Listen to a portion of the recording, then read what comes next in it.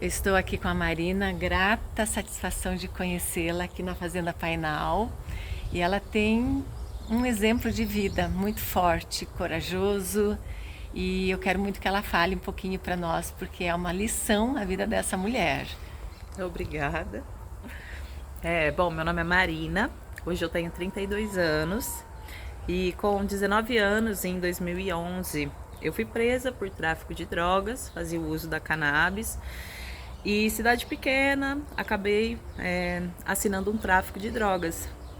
Isso foi em 2011, eu não tinha filhos, eu era tinha acabado de sair da adolescência, adolescentes estão aí mesmo para os erros, né? E esse processo, ele ainda dura, porque eu ainda respondo esse processo desde 2011, mas em 2021 saiu a minha sentença, eu peguei 9 anos e 10 meses e precisei passar por isso, encarar esse desafio. Não tive uma aceitação boa quando eu soube que eu teria que realmente pagar por isso, né, sendo presa. Você foi presa. Isso, eu fui presa. Quanto fui tempo presa. você ficou? Eu fiquei 8 meses, porque toda a trajetória desse processo teve um lado espiritual muito forte. Então, antes, enquanto eu via como um castigo, eu sofria muito. Eu cheguei a ficar 1 ano foragida no Rio de Janeiro com as minhas crianças pequenas. E isso foi muito pavoroso, porque eu não podia ver uma viatura, eu não podia ver a polícia.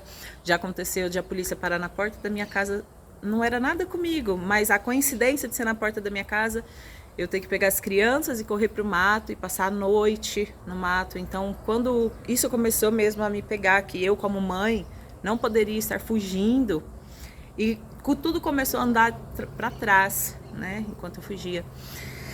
E eu decidi voltar, mas mesmo voltei com o coração assim, sem aceitar o que estava acontecendo, doendo muito por mim, pelos meus filhos, né? Toda essa vitimização comigo mesma. E quando eu voltei, eu passei por um atendimento espiritual em um centro espírita, com uma vertente na Umbanda. E na hora de passar por atendimento, eu passei primeiro com um caboclo que fez uma limpeza e depois com um preto velho, foi uma preta velha, na verdade.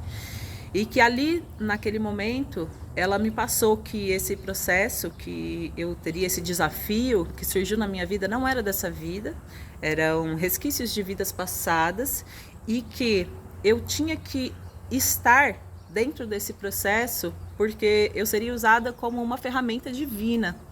Então que... Pessoal, escuta isso agora, essa parte da história.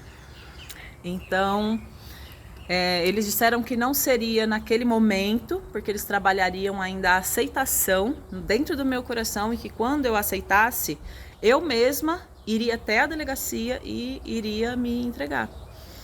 E passou de 5 a 6 meses, essa aceitação chegou no meu coração e eu fui com as minhas próprias pernas e com os meus pais, foi tudo conversado com os meus filhos.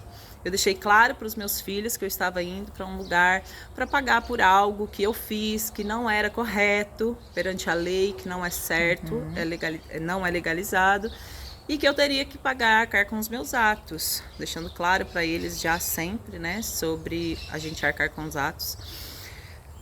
E fui para esse desafio. E eu achei que fosse ser assim, né? O que a gente pensa quando a gente pensa de uma penitenciária?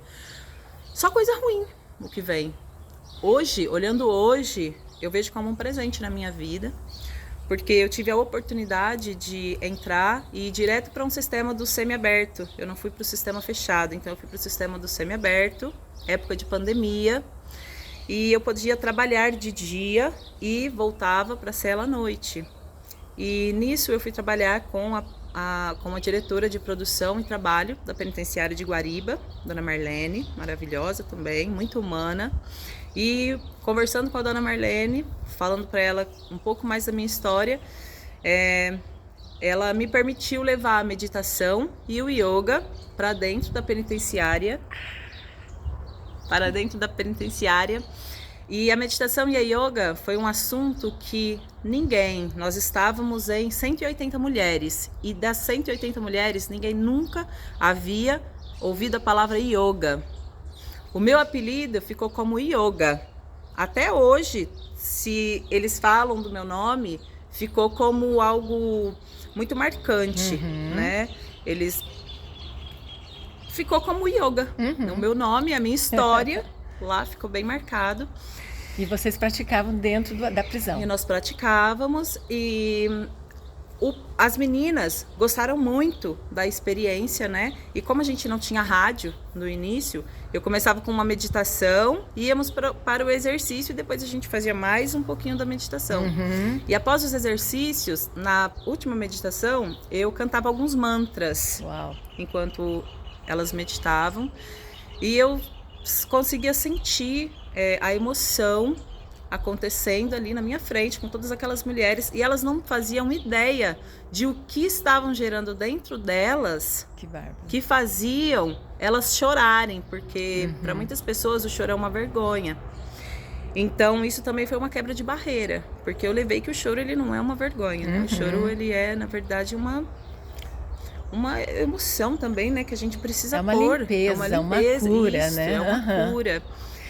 E então nós ganhamos um espaço dentro da penitenciária de Guariba. Eu ganhei, na verdade, porque depois que eu saí não tinha mais alguém para conduzir. Show. E ganhei esse espaço para poder dar aulas de yoga para as mulheres. Tive evoluções em poucos meses, foram 4 meses que eu tive, né, de aula, porque eu fui transferida.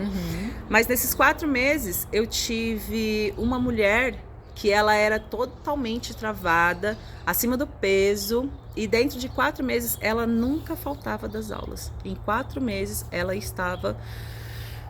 não parecia a pessoa que tinha chego antes, ela estava destravada, ela conversava melhor, ela começou a se abrir mais e entender mais os processos de forma espiritual, porque a maioria das mulheres em estado de penitenciária, em situação de penitenciária, elas perdem os filhos, né, para as casas-abrigos. Então isso também faz ficar muito pesado, essa história toda.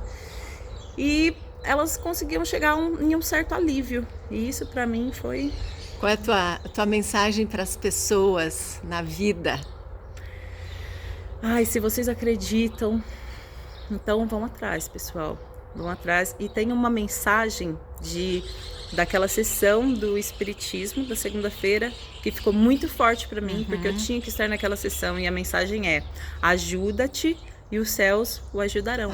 E essa mensagem ficou vibrando em mim, ela vibra até agora. Olha só que coisa linda.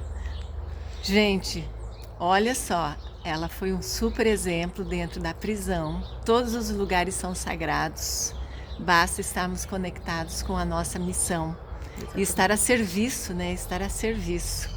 Essa mulher está a serviço, estou conhecendo ela num lugar encantador. É uma batalhadora, uma guerreira. E, nossa, eu tenho a maior honra de ter te conhecido. Obrigada, eu também. Obrigada. Gratidão, querida. Gratidão a minha. Gratidão.